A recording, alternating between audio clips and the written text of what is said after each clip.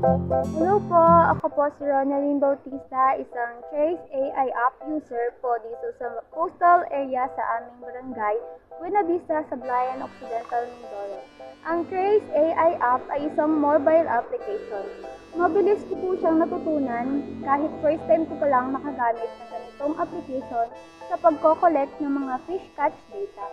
For me, malaki ang tulong ng application na ito for collecting data, lalo na dito sa aming lugar o kaya sa iba pang lugar na nakakahuli ng yellowfin tuna, sapagkat automatic na po siya ang encoding of data when you capture the fish.